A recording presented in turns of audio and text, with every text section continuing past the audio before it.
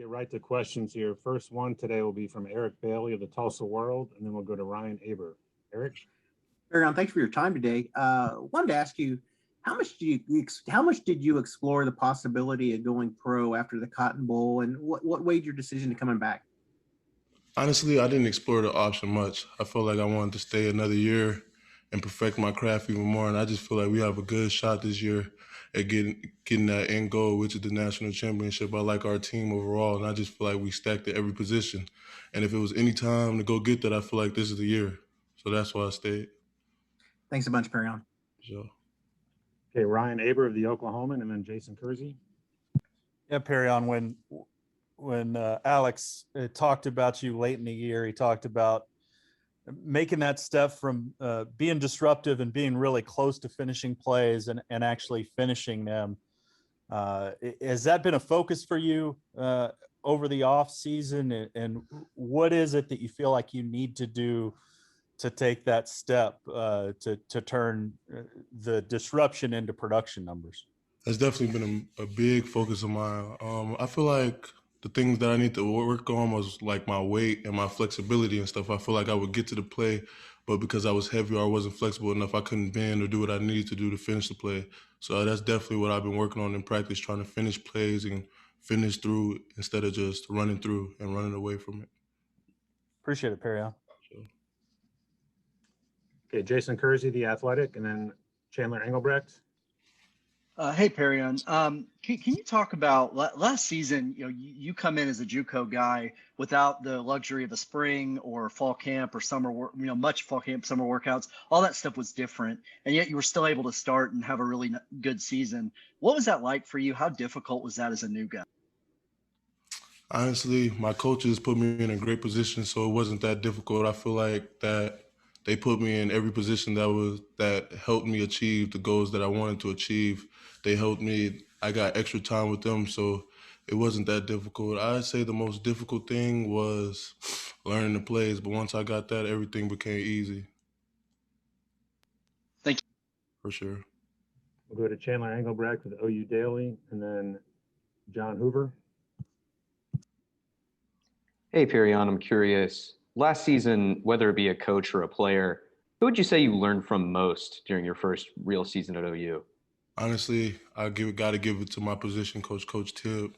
No matter if I'm doing something good or doing something bad, he's on me the same way. He's not a fan like everybody else. When I do something good, he's telling me what I did bad and that to make myself better. Honestly, he's one of the greatest coaches I've ever had, and nobody pushes me like him, so he makes me want to go harder and harder every day to fix and perfect my craft. Thanks, man. No problem. John Hoover with SI Sooners, and then Kerry Murdoch. Hey, Perrion, appreciate you doing this. No problem. How you doing? I'm doing well. So Good. I'm curious about you made so many plays, so many impactful plays last year in the backfield, chasing guys, knocking guys down the strip, I think, was against Texas. We'll look back on that season for me, last season, your first season, Division I. What were some of your favorite moments going back? Some of my favorite moments. Out of all the moments, I say one of my favorite moments was the block kick against Texas. That was one of my favorite moments. I just feel like the odds was against us. Everybody in the football world wanted to see us lose. You feel me? And I just feel like that was a great play to push our momentum back in the right direction, and that helped us win that game. So that was one of my favorite plays of the season. And how did you end up making that play? What went into that? Did you read it? Did you just beat your guy? Honestly, I wasn't even supposed to be over there, but I had seen that 75 was breathing heavy and that he was tired because they had just finished a long drive. So I asked one of my homies, Isaiah Thomas, actually, I told him to switch spots with me, and I just bull rushed and put my hands up and made a play. Awesome. Thank you. Sure. Kerry Murdoch with Sooner Scoop, and then James Hale. Hey, Perry, and I'm sure, when you're in JUCO, you knew you were going to go to a big time program, have a shot at playing in the NFL.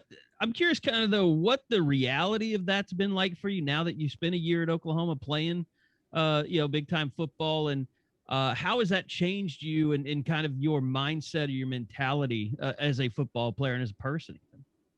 Honestly, my mindset has changed dramatically. I see that it's so close, I don't want to mess up. So everything that I do, I come hard at. I go as hard as I can possible because I know that it could get taken away from me one day and I won't have this opportunity again. So I say that my mindset really changed because I'm trying to feed my family. I understand that if I don't do the things that I need to do, somebody else going to take my spot, and I can't allow that to happen. Appreciate that, Perrion. Sure.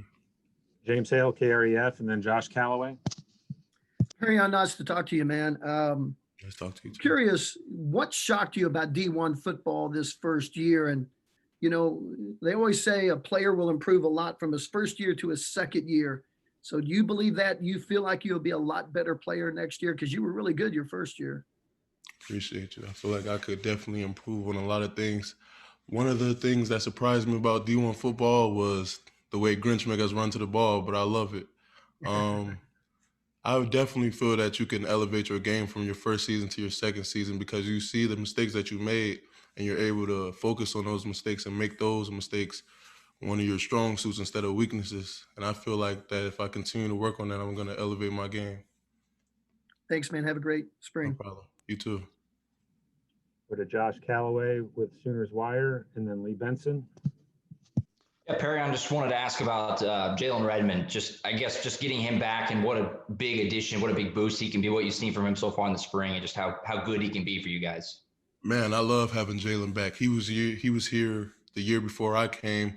So just having him here, having his, you feel me, having his, having his presence on the field makes everything much easier because he was here when things were a little bit harder. So he knows what's needed to be great. He knows what's needed to go to the playoffs. He's been in those big games. He's made those big plays. So just having him around, having him able to help all of us and telling us the things that we need to do and the things that we shouldn't do, it just makes all of us even better. And all of our chemistry right now as a D-line is amazing. So I feel like nobody can come against us. Okay, two more, Perrion. We've got Lee Benson with KWTV, and then we'll go to Ryan Chapman.